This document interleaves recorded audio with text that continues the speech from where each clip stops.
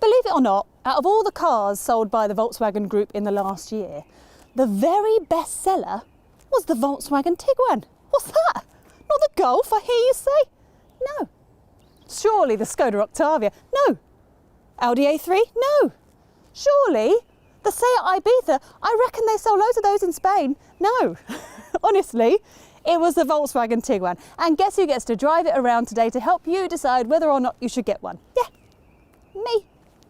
But before you do that, make sure you like and subscribe the Car Buyer YouTube channel. Give us a thumbs up on this video and click the bell icon so then you get notifications for every time a video goes live.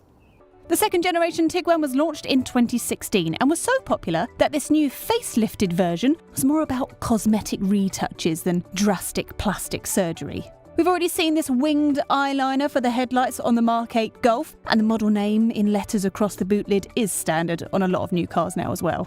The bonnet, grille and front bumper have all been redesigned, while the engines and interior tech have been updated as well. All in all, the changes modernise the Tiguan rather than reinvent it. It looks sharper, especially at the front, but remains fairly a conservative design overall. Same goes for the interior too, really. There's not a lot in here by way of surprise or invention. I mean, the dash, the design is classy, it's functional, it's very solidly built, but I would be lying if I told you this was super stylish. A lot of people would think of sophistication and maturity when you think of VW's simple and sensible design. And you know what? If I was selling 1 million cars a year, I too would want a design that's not going to offend anybody, but there's a lot more interesting interiors out there, like the Peugeot 3008, Range Rover Evoque, Hyundai Tucson. That's catching up very quickly. Most significant changes for the updated interior includes a new infotainment screen with touch-sensitive buttons, a panel for climate control underneath it which replaces the rotary dials in the previous model with touch-sensitive slide controls, a new steering wheel with, you guessed it, touch-sensitive buttons, plus a 10-inch digital display where the dials used to be. The digital display is called Cockpit Pro and only comes as standard if you go for the top-spec R-Line or Elegance models. This R-Line model also has the optional rear-view camera and head-up display.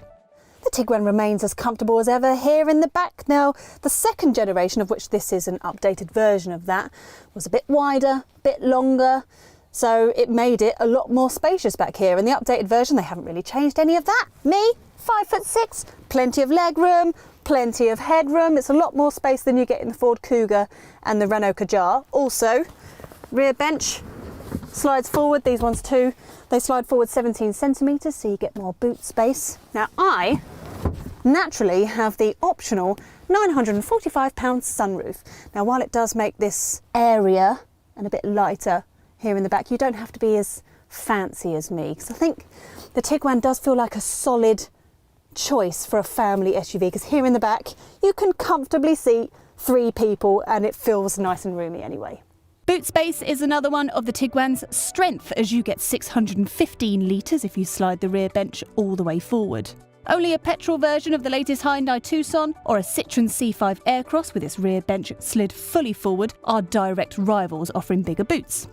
With the 40-20-40 split-folding rear seats fully pushed back for maximum legroom, there's still a respectable 520 litres, and folding them down frees up 1,655 litres of space. As you'd expect from an SUV, the opening of the boot is a nice square shape, and there are practical touches in it like slide storage compartment, lashing points to tie things down, hooks for bags, and a lever to fold down the rear seats. As you can probably tell from the body kit, 20-inch wheels, tinted windows and other little shiny bits and bobs, this is not the Tiguan that you get when you go for the entry-level model. That one is significantly plainer than this, that starts around £25,000. This R-Line model is around 33 grand and you get a lot of extra kit, and also when you're paying extra money you get access to the more powerful engines. Allow me to explain.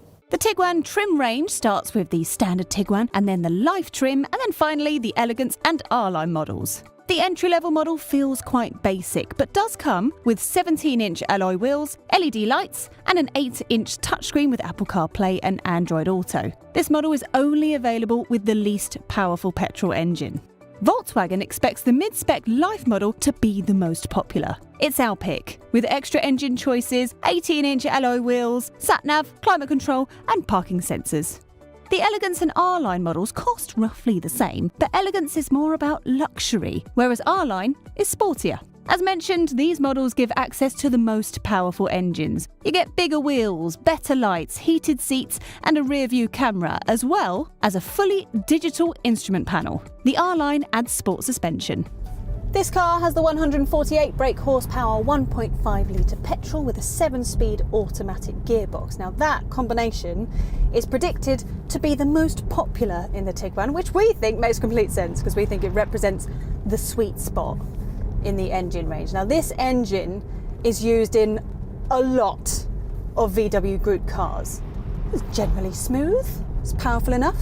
In the Tiguan, the DSG gearbox, that shifts nicely, nice and relaxing. It'll do 0 to 62 in a very respectable 9.2 seconds, which isn't too bad for an SUV. The 2-litre diesel has the same gearbox, same amount of power, is just as good as this one, really. I mean, it's a fraction slower in a straight line, but it has more pulling power if you're going to use it for towing, and it will do 48 rather than 38 miles per gallon that this one does. I'd say the biggest downside of that, though, is it's going to cost you an extra $2,500 if that's the one you want, so it's worth checking before you spend the extra money to make sure it's worth it. The core engine range consists of 4 petrol and 2 diesel options. The 148 brake horsepower diesel is the most economical of the 6 choices. Going for the more powerful engines, an automatic gearbox and 4-wheel drive all have a negative effect on economy. Once you reach the top of the range engines, you'll have to put up with a fuel economy in the low 30s. As you can tell, there's not much to tempt company car drivers in the current lineup. If you really want a Tiguan as a company car, you're best to wait for the plug-in hybrid model. So as well as the plug-in hybrid, which is set to be released later this year, you also have the high-performance Tiguan R, which has already been released. But I'll be honest, this doesn't feel like the sort of car that's screaming out for more power. This standard version doesn't anyway. And the Tiguan is a family car, which is primarily about being comfortable and easy to live with, which we think they have done a really good job of that. I mean, yeah, there's plenty of grip, nice bit of weight to the steering. It doesn't feel particularly engaging or sporty. Not a lot of SUVs are, really. If you're trying to think of this car as a performance car, that doesn't really make any sense. Like this R-Line model, for example, is fitted with sport suspension. So while it doesn't lean much in corners, it also means you feel every lump and bump in the road. And when it's a family SUV, that doesn't seem to be worth the trade-off. Well, just like some of the other bigger VWs, like the Arteon or the Passat, the Tiguan is an unruffled cruiser on the B roads rather than anything incredibly fun. It is solid and secure when you drive. The steering is accurate. It is nice and quiet in here. It makes me think of the word competent. Right, let's run through the deal makers and deal breakers for the Volkswagen Tiguan. This is a comfortable, quiet and relaxing car to drive, especially with the standard suspension setup. The Tiguan offers plenty of space for passengers in the back, and the sliding rear bench adds flexibility. The boot is a good size and shape and has some handy features. Some rivals are better value than the Tiguan, and range-topping models can be very expensive. The understated, slightly anonymous style will appeal to some, but others may be put off by the Tiguan's lack of personality. This latest version of the Tiguan is a little bit more stylish on the outside, a bit more modern on the inside, but it's not really vastly different to the previous one, which I suppose makes sense, considering how popular that one turned out to be. And I think one of the reasons for that is that this is such a good all-rounder. It remains a classy, polished, practical family SUV that really benefits from VW's tried and tested engines, secure handling and upmarket image. Now, while it might not offer much in the way of flair or personality, that kind of works two ways really, because it means it's not full of gimmicks or quirks that's going to put people off. It might not be the most exciting car in the world, but it quietly and competently does all the things that family SUV buyers want it to do. I think the only downside is a lot of the competitors are catching up very, very quickly.